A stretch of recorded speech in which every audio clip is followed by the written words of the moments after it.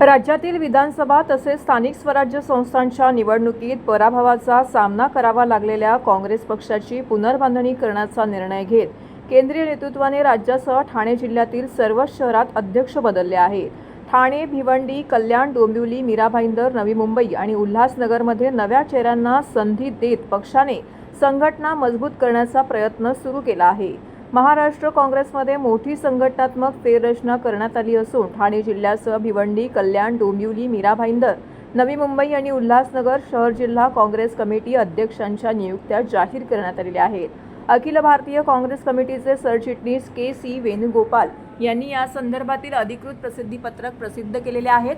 संघटन सृजन अभियान अंतर्गत महाराष्ट्रातील संघटनात्मक कामकाज अधिक सक्षम करण्यासाठी जिल्हानिहाय फेररचना करण्यात आलेली आहे. पक्ष निरीक्षकांचे अहवाल, स्थानिक पदाधिकाऱ्यांशी चर्चा आणि वरिष्ठ नेत्यांशी सल्लामसलत केल्यानंतर या नियुक्त्यांना अंतिम मंजुरी देण्यात आल्याचं प्रसिद्धीपत्रकात नमूद करण्यात आलेलं आहे. लोकसभा आणि महापालिका निवडणुकांच्या पार्श्वभूमीवरती संघटनात्मक पातळीवरती मोठे बदल करत अध्यक्षांची घोषणा केलेली आहे. ठाणे जिल्ह्यातील नियुक्त्यांमध्ये ठाणे शहर जिल्हा काँग्रेस कमिटीच्या अध्यक्षपदी राहुल कारभारी पिंगळे यांची नियुक्ती करण्यात आलेली आहे. ठाणे जिल्ह्यात एकेकाळी काँग्रेसची मोठी ताकद होती. जिल्ह्यातून काँग्रेसचे आमदार निवडून जात होते.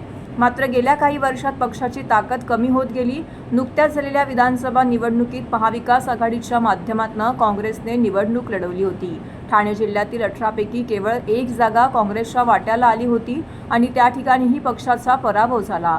तसेच महापालिका निवडणुकांमध्येही काँग्रेस उमेदवारांना अपेक्षित यश मिळालेलं नाही. परिणामी अनेक नेते आणि कार्यकर्त्यांनी पक्षाला सोडचिठ्ठी देत इतर पक्षांचा मार्ग स्वीकारला होता. त्यामुळे पक्षबांधणीचं मोठं आव्हान नव्या शहराध्यक्षांपुढे असणार आहे.